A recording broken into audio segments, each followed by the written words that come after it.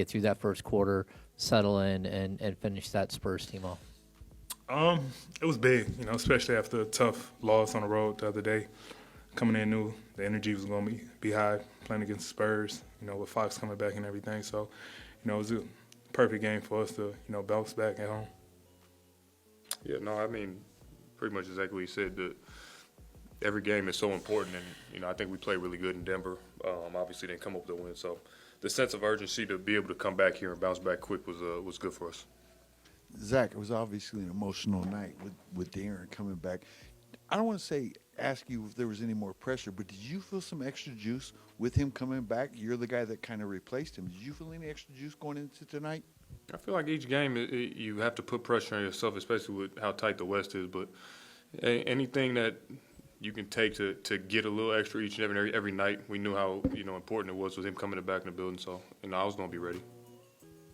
Either one of you, towards the end of that game, they cut the lead down to almost single digits or whatever. What do you guys got to do differently to, stop that type of run from happening?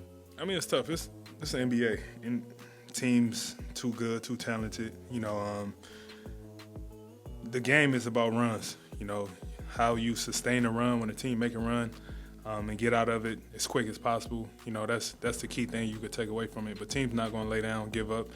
It's always that extra push that a team going to try to make. It's just how we sustain through that momentum, and through that moment. I think we did a great job with that tonight.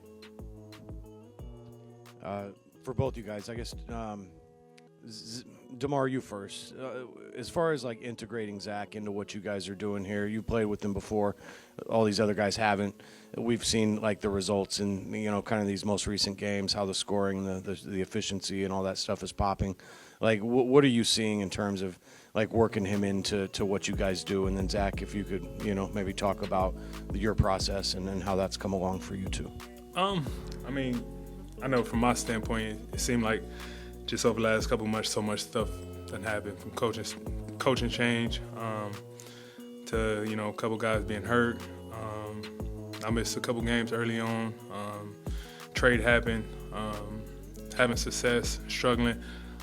So now, with an established team, now, we had two of our best players out as well. It's something that we've been consistently on every single day. Whatever we get a chance to watch film, whatever the chance to get in a room together, talk over things.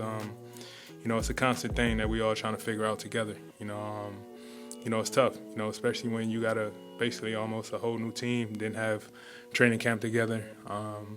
So much is different, so every single day is something new of us just trying to figure it out.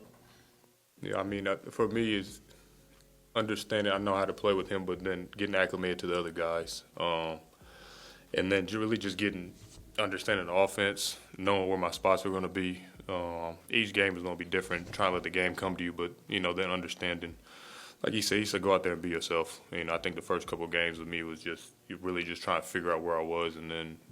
So, first half, not the start we wanted, but solid basketball in the second quarter, 42 points. Nitpicking with them is 67 points in the second half, just way too many. 4 assists in the first quarter, not what we want, but we end with 31, and 30 is always my number. 8 turnovers. When you look at those little things, individual performances, Zach and Demar and Jonas, spectacular. Keegan he's a monster. And Keon continues to do Keon things. Guys came in off the bench and added effort and intensity and enthusiasm. For us, as we continue to build, this is what I would consider a professional win. You go out and you just lock in on what you need to do. And if it's 1, if it's 2, if it's 20, it doesn't matter how many points. You just leave the arena with a win. So really proud of our guys. Doug, we're seeing Keegan really turn it on here over the last couple of weeks. He had a rough shooting night the other against Denver, but tonight, again, 19 and 9. So how big is that for your team to have that third or fourth score? It's huge James, but I will even take it a step further. Like the ability for him to score because he is such a good shooter. Then now you can see he's getting out in transition a little bit and finding ways to get to the basket, offensive rebound. But what he's doing on the defensive side of the ball is special. Like in my opinion, he and Keon are all league defenders, and they should be recognized as such. Whether they will or not, you will probably hear me continue to say this, because what they bring to our team and what they do for our team is part of the reason that those guys in that locker room have been able to turn it around.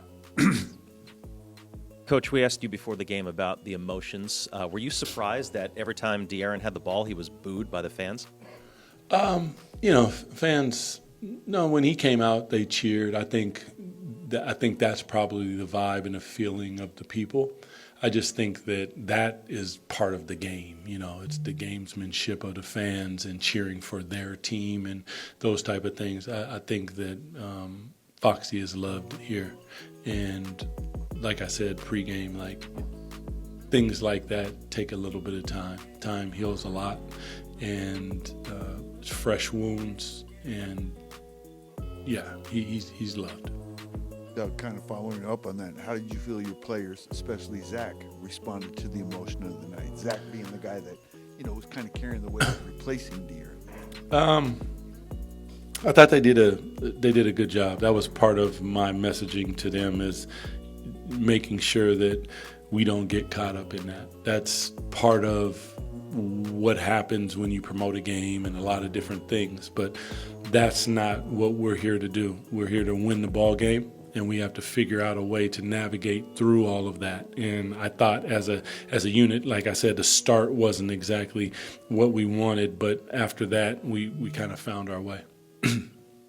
Doug, can you just talk a little bit about the process of like integrating Zach and how, things started, first 4 or 5 games or whatever, and now how things are looking with the scoring and the efficiency and all that? Yeah, Zach, first of all, is a special and spectacular player, and trying to unlock him is a lot of video, a lot of conversation between me and LB and Dip, and just trying to see where and how he wants the ball. And and I think there's even more levels to it. He has ability to play off ball with his quickness, back doors, lobs, but then he can play backside action and hand off to him. And then there's the get the hell out of the way at the same time, and not everybody has that one. And I think, like, just talking to him, having dinner, and I don't know that he's gotten this many wide open shots. Like, guys are finding him, and I think when he first started, there was a little pump fake, and he's trying to catch and find a rhythm as opposed to just catching and pulling the trigger. So I think Zach will continue to evolve, and I'm really, really glad he's on our side wearing our jersey. Doug, tonight you moved to 20-11 since you took over. Just how crazy has this been for you, and to get that 20th win already, and to sort of see where you guys are at in the standings, and you guys have a shot? I haven't looked at all that, actually.